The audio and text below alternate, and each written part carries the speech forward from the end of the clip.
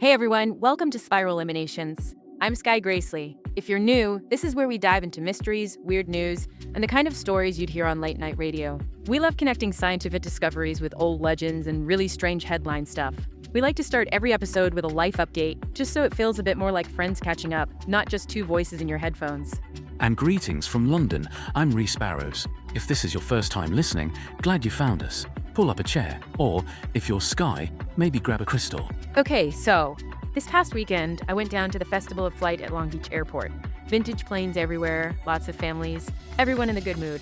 Naturally, I brought my Blue Lace agate for open sky energy. So I was just trying to tune in, leaning in next to this old DC-3, totally in my own little world, and I set off a motion alarm. I didn't even realize I was close enough, but suddenly there's a little beep, and a super nice volunteer gently walks me away from the plane. Turns out, even vintage airplanes need their boundaries. I felt like the world's clumsiest airplane psychic, probably should have stuck to waving from a distance. I think it's official, Sky. You might have a real knack for communing with airplanes. Maybe next time, airport security will hand you a pilot's badge or a warning sign. I promise, no more unscheduled rituals on airport property. But Reese, what about you? Any weird or ceremonial moments on your end? No close calls, but some classic English public spectacle. I went to a sumo wrestling exhibition at the Royal Albert Hall. And yes, I wore my embroidered silk cape. It just feels right for events like that. Brought my own thermos of tea, too. Tradition. After one of the matches, a few of us got to stand barefoot at the edge of the ring as part of a demonstration. There I was, in cape, no shoes, standing beside the wrestlers. I heard someone in the audience say, "Is that guy part of the show?" So, apparently, capes can give the wrong impression. But honestly, that ring had a hum under my feet, not just nerves. The whole thing felt alive. Oh, I say, I did not. It's hard to explain, but I wouldn't trade the experience for anything. Don't worry, London. I'm not about to try sumo myself. Only you! Did the ring actually feel different, or was it just cape magic working overtime? Next time, I'll bring both a geologist and a spiritualist, just to be sure. Okay, tonight's episode is all about unlikely breakthroughs and strange timing, new science, ancient artifacts, and those absolutely uncanny connections that keep popping up in the news. If you've noticed there's been a flood of weird discoveries and odd coincidences lately, you're not imagining things. It really feels like there's something bigger happening just beneath the surface. Quick shout out, Brian, our sound engineer, works his magic behind the scenes, and if you ever hear a weird glitch on the recording, blame him or thank him, depending on how spooky you like it. Let's get into this week's stories. Oh right, first up in our news roundup, this headline comes out of Massachusetts. NIT researchers Admir Masick and James Weaver just published in PNAS about something called E3 concrete. It's not your usual cement. They've basically figured out how to make concrete that can store and release electricity. Picture this. They built an arch entirely out of this stuff, and it wasn't just holding up its own weight. The arch actually powered a 9-volt LED. So, the building material itself is acting like a battery. That's pretty wild, right? Yeah, it's so futuristic. Basically, this technology could mean that your house, bridges, sidewalks, even statues could work like giant rechargeable batteries. They actually borrowed some ideas from ancient Roman concrete, so it's really old meets new, which I just love. Flipping over to real ancient, there's big news out of Western Turkey. Archaeologists just found a golden brooch and a piece of jade, both buried in a 4,500-year-old layer at Troy. That's from Turkish authorities and Anadolu Agency. Pretty official stuff. And here's the weird bit. That jade doesn't come from anywhere near Troy. So, somebody carried it a seriously long distance, where it went through some trade route most people didn't even realize existed back then. Both items are headed for the Troy Museum, so if you're in Turkey, you can actually go see these up close soon. Now, over in Poland, the Museum of Polish History folks have just fished some absolutely massive marble pieces, over 440 pounds each, out of the Vistula River. These are leftovers from Villa Regia, a royal palace that was destroyed back in the mid-160s during something called the Swedish Deluge. That's when Swedish armies swept through and wrecked a ton of historic sites. Finding lost palace bits that size after all this time is pretty extraordinary. And there's some fun ones in the category of Nature's Museum. Spanish scientists from the University of Granada have been checking out bearded vulture nests high up in the Andalusian caves. They found more than 2,000 artifacts up there, including a perfectly preserved sandal from the 1200s. So, vultures are kind of the ultimate accidental hoarders. Across the ocean, down in Florida, after Hurricane Ian, archaeologists near Fort Myers dug up a canoe made completely from mahogany. Super weird, since Florida boats are usually cypress or pine. Nobody's pinned down how old it is or how it made its way there, but it's definitely not your everyday river find. And here's one for the lucky shopper crowd. In Chilliwack, British Columbia, someone picked up a batch of 11 rings and 2 medallions at a thrift store for $30. No joke. The crazy part is, these pieces might actually be medieval or even Roman. Right now, Simon Fraser University is analyzing them to figure out what on earth they really are. That's a lineup. Just in the last few weeks, we've seen energy-storing concrete, ancient treasures from Troy, palace marbles pulled from a riverbed, medieval shoes from a vulture's nest, mysterious jewelry from a thrift store, and a canoe that doesn't belong anywhere near Florida. So with all these oddities emerging at once, it feels like something bigger might be at play. To help us figure out what connects them and why these kinds of discoveries keep happening, we've got someone who specializes in these unusual patterns. Our guest tonight is Paloma Rivera, a forensic materials specialist. If you've ever read Syncrotrace, you know her as the detective of strange artifact coincidences from museums around the world. Paloma, we're so glad you could join us. Thanks so much, Sky. Hi, Reese. So happy to be here. I'm Paloma Rivera. I grew up between Ankara and Granada, got my grad degree in Canada, and these days I spend my life in labs or poking around old ruins, from museums to city construction sites. Somehow I became the person folks call when they find something really odd, like weird objects that don't make sense, or discoveries that come with a pile of strange timing. That's why Syncrotrace turned into a kind of pattern spotting group for archaeologists and curators around the world. We keep hearing about all these breakthroughs, science jumps, strange artifacts at Troy, lost palace marbles, even thrift store jewelry, and it's all happening at the same time. Is something actually pulling this together, or is it just like the world's wildest streak of luck? Honestly, I can't just call it luck anymore. When you look at how these discoveries tend to cluster together across time, across the world, it's just too specific, too frequent to chalk up to random chance. Comparing notes with other researchers has really convinced me there's something deeper tying them together. And it's not just scientists who notice this. Old stories and legends from places like Troy talk about strange bursts of progress linked to mysterious objects or moments. Some traditions even mention this odd device, sometimes called the Trojan engine, that supposedly set off waves of innovation. Whether that's literal or symbolic, I started seeing a kind of hidden pattern behind all these discoveries. A sort of underlying system. I call it the grid, a network of energy or influence that seems to pulse through history. When the grid is active, you get golden ages and wild breakthroughs. But when it's unstable, you see setbacks or even disasters. And lately, with so many odd finds at once, it feels like that grid is stirring again. Hang on, this isn't just some metaphor, right? You mean all these stories are actual pieces of a real physical system that you can measure? Yes, this is something you can actually pick up with the right tools, or sometimes even just your senses. Here's an example. Back in 2022, I was analyzing an old chunk of Roman aqueduct near Troy. There was this one patch, freezing cold, even in the sun, and my magnetic instruments picked up a steady signal there, totally out of place for regular stone. We checked everything, tried different equipment, same result, only in that spot. And then later that very day, a team just a few steps from that spot dug up the Troy Bruges. Discoveries like that, those kinds of coincidences, show up a lot when these physical anomalies happen. That is so cool. So not just intuition or vibes, but things you can actually see or record. Is that why you trust the pattern? Exactly. When my tools act up or I sense something strange, I see it as a prompt to dig deeper. They can be real clues, not just glitches. There's actually a reason I take these anomalies seriously. Some archaeological traditions and local legends in places like Troy describe a mysterious object that supposedly arrived ages ago, sometimes called the Trojan engine. Most people dismiss it as myth, maybe a metaphor for lost technology.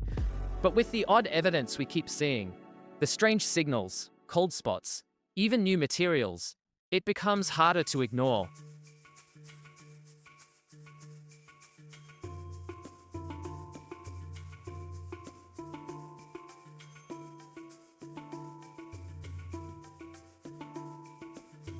The stories say people back then could sense its presence, and they responded by building around it, stacking stones, inventing new ways to use concrete.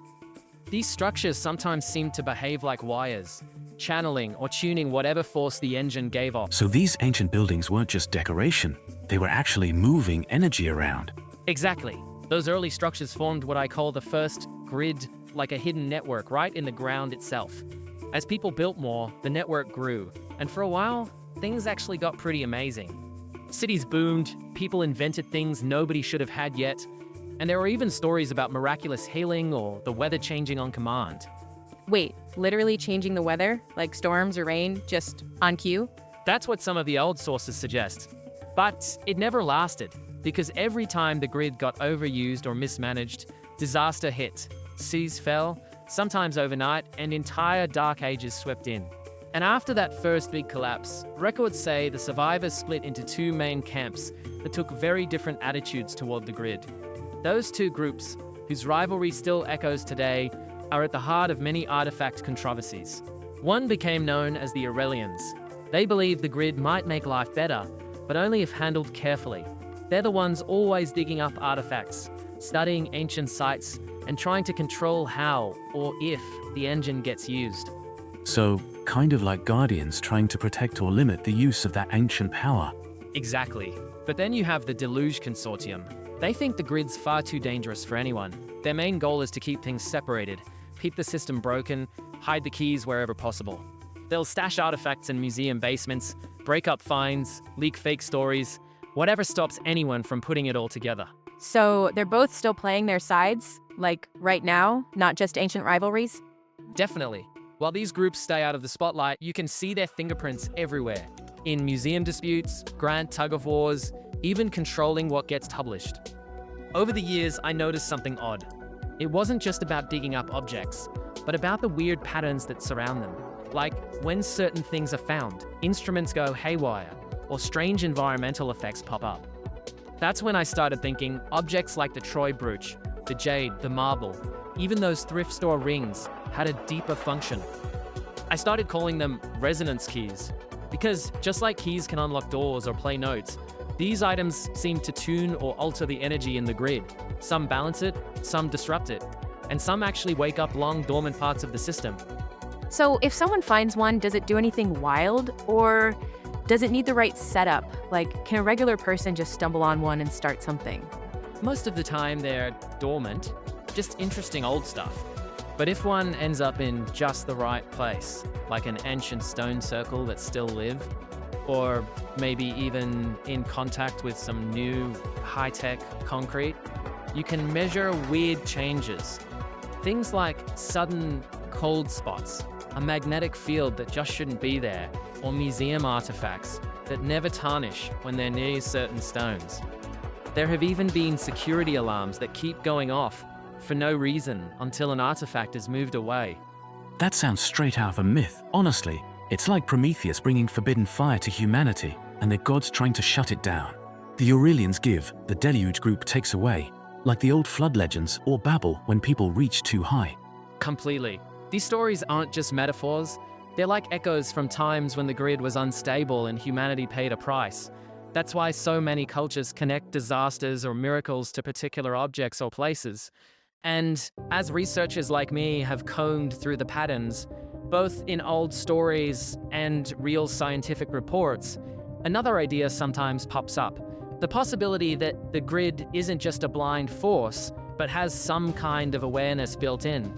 In some circles, it's called the Watcher, a sort of organizing mind or hidden intelligence guiding discoveries and odd coincidences. It's a controversial idea, but it helps explain why breakthroughs and strange events often come in clusters, almost as if something is orchestrating the timing. This is honestly way more concrete than I expected. The way these stories and legends tie right into what you can measure or even touch today, it's kind of wild. I really want to hear how this gets mapped onto science and those big headline discoveries. Which really makes me wonder, are these just myths with coincidences? Or can science actually back some of this up? Think about MIT's new EC3 concrete. Scientists today have made concrete that actually stores energy. But Roman concrete from 2,000 years ago has survived nearly forever, even underwater. And the weird part, we still don't fully understand why it's so durable. Lost techniques, maybe even lost construction purposes. It's not just Rome. Sites like the pyramids, Stonehenge, or Göbekli Tepe were all built with special stones, and sometimes even line up with weird magnetic readings. It's almost like these places are pieces of a much bigger system, just like Paloma's grid idea. Wait, so you're saying the weird readings at these old sites aren't just stories? There's actual science that backs it up? Exactly. Those sites do show physical weirdness, magnetism, strange alignment, even signals detectable with modern tools. It's not just legend, and you see this pattern play out in myths too. Atlantis, the ancient supercity that, according to Plato, was super advanced and then just vanished in a disaster. The story goes that they lost their harmony with powerful forces and brought themselves down. Or the Tower of Babel from the Bible, where people try to build a tower to heaven and then everything falls apart. These aren't just moral tales. They might actually be memories of big collapses, societies reaching too far, destabilizing something critical, and then crashing. So, it's like those legends are actually old disaster logs, just wrapped up in fairy tale clothes? Exactly, Sky. They're warnings, but also maybe clues about what happens when you mess with a grid and don't fully understand it. This lines up with what we're seeing in real life. Here's a recent example. When we got the marble fragments from Villa Regia in Poland, everyone expected standard 17th century stone. But right away, our instruments started acting up around them, reading weird magnetic traces that shouldn't be there. When we put them under high-resolution imaging, we found these incredibly fine metallic veins, almost like micro wires, running through the marble in patterns you'd never see in anything quarried normally. And it got stranger. Hold a compass up to those fragments, and the needle won't point north at all. It wobbles and spins, even back in the lab, and we documented it with multiple devices. So it's not just random. These are repeatable physical effects that keep lining up with the wild patterns we talk about in legends and in the field. Okay, I have to ask, what would a regular person spot if they got close to an artifact like that? It's not going to start glowing purple or something, right? No, not glowing, nothing Hollywood. What people actually notice is more subtle. Maybe part of an old wall or sculpture always feels ice cold, even on a hot day. Or try holding a compass up and see if it starts acting weird, turning instead of pointing north. In museums, I've had staff tell me that some objects never seem to collect dust, even though everything else around them does. It's not just a one-off. These things can be measured again and again. It's real. It really shows that connecting old stories to real places leads us somewhere new. Especially with better tech now, we can put concrete data next to folklore. And sometimes those old tales turn out to be surprisingly accurate guides for researchers. Exactly. And it's not just artifacts or old sites triggering these grid effects. Sometimes huge natural forces or outside events can ramp up the whole system and make these patterns even stronger. For example, not long ago, a massive geomagnetic storm hit, a solar disturbance that made global headlines. Right afterward, teams in Anatolia suddenly started detecting strong magnetic signals in places where they'd never measured anything before. Just days later, those very spots produced new artifact finds, many with the exact same signature magnetic readings. That's not just talk, it's all in the lab records. So cosmic storms and hidden artifacts really do seem to be linked by the grid. This is seriously blowing my mind. The idea that anyone, not just scientists, could notice grid weirdness in old buildings or artifacts, just with a compass or by touch, is wild. It really feels like all these new discoveries coming at once are pointing to something much bigger happening beneath the surface. You're absolutely right, Sky. It does feel like things are accelerating, and a lot more people are paying attention now. As these discoveries stack up, the stakes seem to rise too. It's not just curious scientists involved anymore. Suddenly, there are outside consultants and mysterious advisors showing up whenever something is found. Sometimes, promising projects get shut down unexpectedly, or artifacts disappear into private storage, never reaching the public. So, the competition and secrecy have really ramped up along with all these patterns. So wait, like people actually get locked out of digs when this happens? That's a real thing? Yeah, it's real, and it's gotten way more common this year. Even teams that have been working for ages suddenly have their access changed or are told to keep quiet. It's almost like there's a silent competition over who controls the next big discovery. Is that a sign that maybe the grid or the watcher is finally trying to bring the right people together? Or If this is all some cosmic matchmaker at work, it's got a pretty weird way of setting people up. I wish I can say things felt collaborative, but honestly, with everything happening so fast, there's this growing tension behind the scenes. Those legacy groups, the Aurelians and Deluge Consortium, seem more anxious than ever, pulling tighter controls around discoveries. We're seeing more behind-the-scenes deals, sudden legal agreements, and NDAs. Those non-disclosure contracts that force people to stay silent, showing up everywhere. Sometimes, entire projects get halted the moment they get too close to a high-resonance find. It feels less about open research, and more like everyone's focused on protecting their own interests, which is where mistakes tend to happen. That's kind of scary. Can I ask practically, if someone listening comes across something strange, maybe a weird ring or a stone, or even just gets some random offer online to buy or donate a find, what should they actually do? I mean, is it safe to talk about it, or could that draw the wrong kind of attention? Best thing is, document everything. Snap photos, record details, where, when, anything about the setting. Then, go to a major public institution, like a real museum or university with open records. Avoid private dealers or emailing anyone you can't actually verify. And honestly, don't just post it everywhere online. Right now, both sides, the legacy groups and would-be treasure hunters, are watching social media and email. I've gotten a lot more weird, slightly off messages through my blog lately than ever before. So even just emailing or posting the wrong photo might put somebody on the radar? Yep, I always double-check who's asking for details now, even if the message looks professional. If you're not sure, ask a local expert who's got a real traceable background before you share anything. Just that little bit of caution makes a huge difference. So, for maybe the first time, it really is everybody's hands on the wheel. Not just ancient orders or secret societies. Anyone could end up making a difference, sometimes just by being cautious. It feels like a switching point, honestly. If all this is speeding up, then regular people, not just experts or officials, are the ones who write the next chapter just by how they respond. So, yeah, I guess tonight's story isn't just history or legend. It's kind of everybody's story now. Paloma, thanks again for sharing so much knowledge and perspective with us tonight. Sky, can you let folks know how they can follow along with Paloma's work?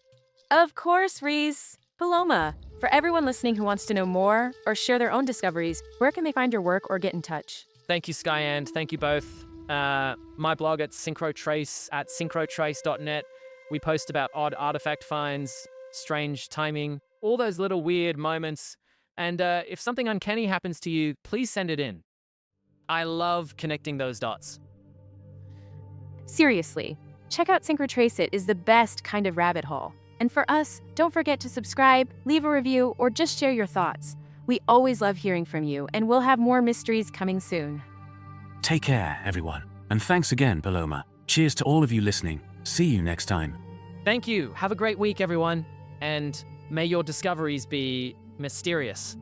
Just in the right way. Thanks for tuning in, friends. Take care, and catch you next time. Good night.